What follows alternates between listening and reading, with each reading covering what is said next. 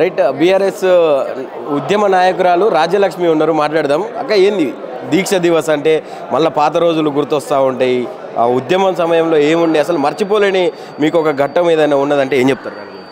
మర్చిపోలేని ఘట్టము అంటే ఒకటి కాదు రెండు కాదు, చాలా మర్చిపోలేని ఘట్టాలు ఉన్నాయి. ఉద్యమము ఈరోజు తెలంగాణ చరిత్రలో తెలంగాణ బానిస తెలంగాణ తల్లి సంఖ్యలు తెంపడానికి ఈరోజు కేసీఆర్ గారు దీక్ష పుణ్య రోజు. ఈరోజు చరిత్రలో మర్చిపోయింది, చరిత్రలో లిఖించబడ్డది, మర్చిపోలేని రోజు. దాన్ని ఒకసారి చేసిండా అసలు కేసీఆర్ గారి గురించి నిన్న పిసిసి చీఫ్ మహేష్ కుమార్ గారు ఏం మాట్లాడారంటే అసలు అది దీక్షే కాదు దొంగ దీక్ష అని చెప్పి మాట్లాడుతూ ఉన్నారు. ఫ్లూయిడ్స్ ఎక్కించుకున్నారంటా ఉన్నారు. ఏం చెప్తారు దాని గురించి? సిగ్గుండాలే మహేష్ కుమార్ గౌడ్ గారికి, సిగ్గుండాలని అంటున్నా. ఎందుకంటే ఆ దీక్ష చేసిన రోజు ఆయన ఎడవండుకుండో కూడా తెలియదు, ఆయన ఏ పదవులు ఉండో కూడా తెలియదు, ఆయన ముఖానికి ఆయన జై తెలంగాణ అన్నది తెలియదు.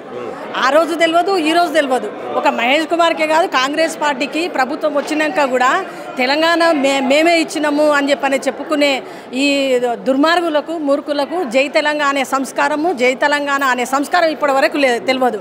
అట్లాంటి నాయకులకు కేసీఆర్ గారిది దొంగ దీక్ష అనేంత అర్హత ఉందా? అది దొంగ దీక్షనా నిజమైన దీక్షనా ప్రజలు చెప్పాలి. ప్రజలు చెప్తున్నారు, ప్రజలు గుండె కద్దుకుంటున్నారు. కేసీఆర్ తెచ్చిండు తెలంగాణ, కేసీఆర్ వల్లనే తెలంగాణ వచ్చింది, బీఆర్ఎస్ వల్లనే తెలంగాణ వచ్చింది అని చెప్పని బీజేపీ ఎమ్మెల్యేలు కూడా కొంతమంది ఏమన్నారు, గతంలో కూడా చూసినాం జై తెలంగాణ అని ఇంకా కూడా బీఆర్ఎస్ వాళ్ళు పదే చెప్తా ఉన్నారు. దాన్ని ఒక సెంటిమెంట్గా వాడుతున్నారు. ఇంకా అనవసరం లేదు, తెలంగాణ వచ్చి చాలా సంవత్సరాలు అయిందని చెప్పి మాట్లాడుతూ ఉన్నారు. వాళ్ళకేం చెప్తారు? వాళ్ళకు కూడా బుద్ధి ఉండాలి, సిగ్గు ఉండాలంటున్నా. తెలంగాణలో పుట్టి తెలంగాణ అనొద్దు అనడానికి బుద్ధి ఉండాలి వాళ్ళకు. ఖచ్చితంగా మా రక్తమంతా తెలంగాణ అంటది మాకు. మేము ఎందుకంటే తెలంగాణ తెచ్చినాం మేము కాబట్టి మా ఊపిరంతా తెలంగాణ. మాకు ఎప్పుడు తెలంగాణ అనేదాకా, ఆ పదం అన్నదాకా మాకు ఏ మీటింగ్ అని ఉండదు, ఏ సందర్భం ఉండదు మాకు. వాళ్ళు తెలంగాణ తేలేదు కాబట్టి వాళ్ళకు తెలంగాణ అంటే వాళ్ళకి ఎలర్జీ వస్తుంది, వాళ్ళకి అనుబుద్ధి కాదు. మేము అంటుంటే వాళ్ళు తట్టుకోలేకపోతున్నారు అంతే. ఏం చెప్పాలనుకుంటున్నావు? ఉద్యమంలో మీరు కీలకంగా ఉండి కేసీఆర్ గారిని ఆయన ఉద్యమం టైంలో ఎట్లా ఉంటుండే అసలు మీ దగ్గర ఉన్నప్పుడు? ఉద్యమం టైంలో కేసీఆర్ గారు ఎంబడి 2001 నుంచి తెలంగాణ వచ్చేంత వరకు కూడా మేము వెంబడే ఉన్నాం. తెలంగాణ వచ్చేంత వరకు కూడా కేసీఆర్ గారు ఏ పిలిపించినా కూడా, ఏ రాత్రి మేము డే నైట్ మాకు ఇల్లు ఏది లేదు, ఇల్లు కుటుంబం లేకుండా మేము ఎప్పుడు ఏ రాత్రి సార్ పిలిపిస్తాడు, కేసీఆర్ గారు పిలిపిస్తారు. ఆ రాత్రి అప్పుడే మేము రోడ్ల మీదకి వచ్చి మేము ఒక ధర్నా కానీ, ఒక రస్తారోకో కానీ, ఒక వంట వార్పు కానీ, ఒక బోనాలు ఎత్తడం కానీ, వీళ్ళను ఎమ్మెల్యేలను ప్రజాప్రతినిధులను అధికార పార్టీలో ఉండి ఎవరైతే దౌర్జన్యాలు చేస్తుండ్రో, ప్రజలకు సరిగ్గా పనులు చేస్తలేరో వాళ్ళని అడ్డుకోవడం కానీ, ప్రతి ఒక్కటి ఏ రాత్రి ఏ రోజు ఏ పగలు పిలిపించినా కూడా మేము నిరంతరంగా పోరాటం చేసుకుంటూ ఉండేది. నవంబర్ 29 ప్రత్యేకంగా ఎందుకు ఇంత పెద్దగా సెలబ్రేట్ చేయాల్సి వస్తుంది? ఆ రోజు జరిగిన సంఘటన ఏంటి? ఆ రోజు జరిగిన సంఘటన అందరికీ తెలిసిన విషయమే. కేసీఆర్ గారిని అరెస్టు చేసిన సంఘటన ఆ రోజు. కేసీఆర్ గారు ఏమని బయలుదేరిందంటే, నేను తెలంగాణ నుంచే బయలుదేరుతున్నా, మళ్ళీ ఆంధ్రప్రదేశ్ నుంచి తిరిగి ఆంధ్రప్రదేశ్ నుంచి ప్రభుత్వం నుంచి బయలుదేరుతున్నా, మళ్ళీ తెలంగాణ అనే రాష్ట్రం నుంచే మళ్ళీ నేను తిరిగి వస్తా అని చెప్పని శపథం చేసి బయలుదేరిండ్రు. బయలుదేరిన తర్వాత అక్రమంగా దుర్మార్గంగా అరెస్ట్ చేసి ఆ ఖమ్మంలో బీఆర్ఎస్ పార్టీ లేదన్న ఉద్దేశంతో ఖమ్మంలో పెట్టి అక్కడి నుంచి మళ్ళీ ఆరోగ్యం క్షీణిస్తుంది అని చెప్పని నిమ్స్ హాస్పిటల్లో పెడితే, నిమ్స్ హాస్పిటలే ఒక ఉద్యమ వేదిక అయిపోయింది. అది నిమ్స్ హాస్పిటల్ కాడ ఉద్యమ వేదిక అయితే మాలాంటి ఉద్యమకారులు మా జిల్లాలల్లో పొద్దున్న నుంచి 4 గంటల వరకు జైల్లో ఉండి నడిపించిండు, హాస్పిటల్లో ఉండి నడిపించిండు. అందరం చూసిన విషయమే. ఆ రోజు మీడియా అంతా లైవ్లో, ప్రతి ఒక్క మీడియా లైవ్లో కూడా చూపించింది కదా. జైల్లో ఉండి నడిపించిండ్రు, హాస్పిటల్లో ఉండి నడిపించడమే కాదు, ఆయన అడుగులేసి మేమందరం నడిపించినాం.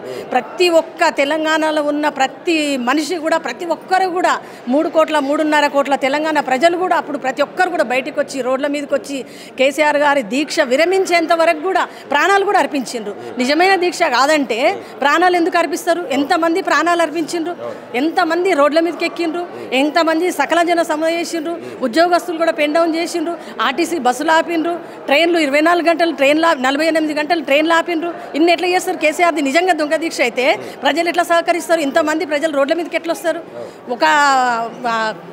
వీళ్ళు కూడా ఎవరు సంఘాలు, కుల సంఘాల వాళ్ళు కూడా, వృత్తుల వాళ్ళు కూడా, వాళ్ళ వృత్తులు కూడా వాళ్ళు రోడ్ల మీదకి వచ్చి, సాకలి మంగళి వాళ్ళందరూ కూడా, కుమ్మరి వాళ్ళు వీళ్ళందరూ కూడా రోడ్ల మీదకి వచ్చిండ్రు.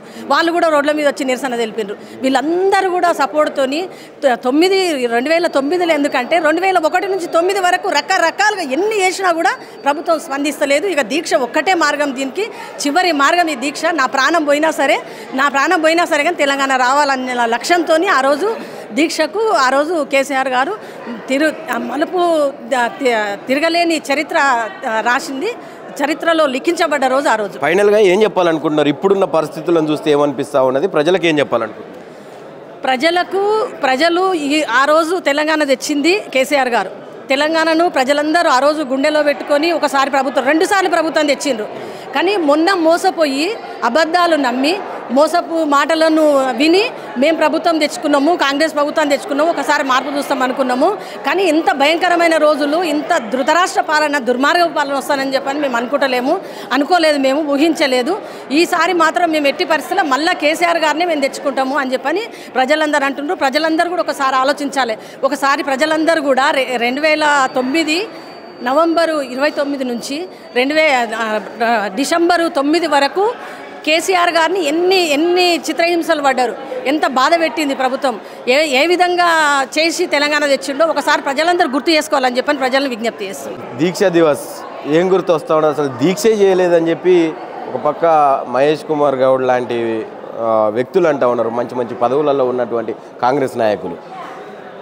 తెలంగాణ రాష్ట్రాన్ని మేము తెచ్చుకున్నాం, కానీ వాళ్ళ లెక్క అయితే మేము దొంగ సీట్లు అయితే తెచ్చుకోలే కదా.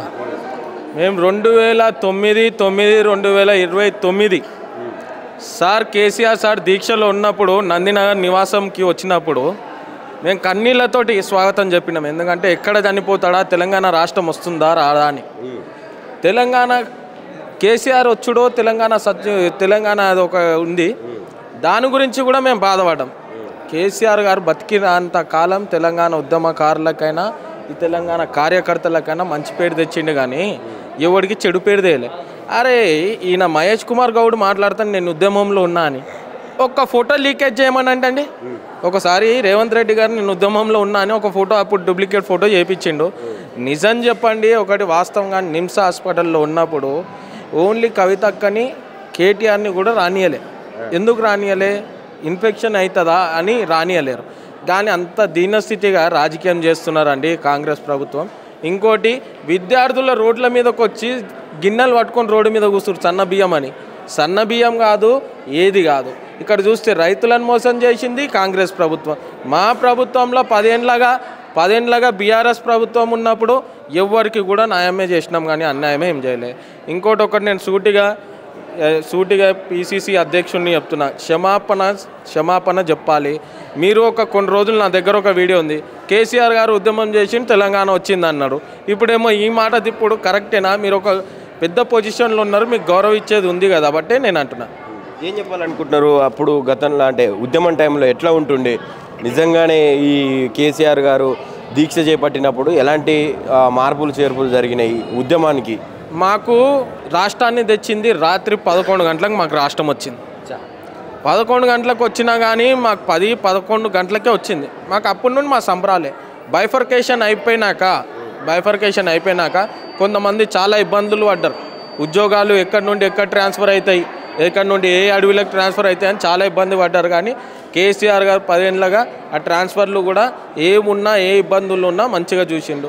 ఈరోజు చూడండి అండి, హాస్పిటళ్ళకి పోతే 2023 ట్యాబ్లెట్లే పంచుతున్నారు. కానీ ఇప్పుడు గవర్నమెంట్లో ఉన్న ఈ రేవంత్ రెడ్డి ప్రభుత్వం ఎక్కడైనా ట్యాబ్లెట్లు పంచుతున్నారని నేను అడుగుతున్నా. బస్తీ దాకాలలో ఇబ్బంది, ఎక్కడ చూసినా ఊర్లో ఇబ్బంది. ఊరు నుండి మళ్ళీ గవర్నమెంట్ హాస్పిటల్ పోవాలంటే అంబులెన్స్ పనికి రావట్లేవు, డీజిల్ కొట్టడానికి పైసలు లేవు. ఎట్లా ఇంత దారుణమైన ప్రభుత్వంని ఒకటే నేను సూటిగా రేవంత్ రెడ్డి గారికి ఒకటే చెప్తున్నా. ఏమని చెప్తున్నా అంటే, రేవంత్ రెడ్డి గారు మీరు డెవలప్మెంట్ అంటున్నారు కదా, 500 కోట్ల పైసలు ఏం చేసినావు? టీజీఐసీసీ కంపెనీని అమ్మడానికి పెట్టినావు కదా, ఆ డబ్బులు ఏం చేసినావు? నువ్వు బ్యాంకు నుండి రిజర్వ్ బ్యాంకు నుండి తీసుకున్న డబ్బులు ఏం చేసినావు? ఢిల్లీకి పోతున్నాయి కాబట్టే కదా నీ మూటలన్నీ. అందుకనే నువ్వు సీఎం ముఖ్యమంత్రి సీట్లో ఉన్నావు. ప్రజలకు అందరికీ ఏం చెప్పాలంటే, దీక్ష దివాస్ శుభాకాంక్షలు. అందరు ఉద్యమకారులు మంచిగా ఉండండి. Thank you.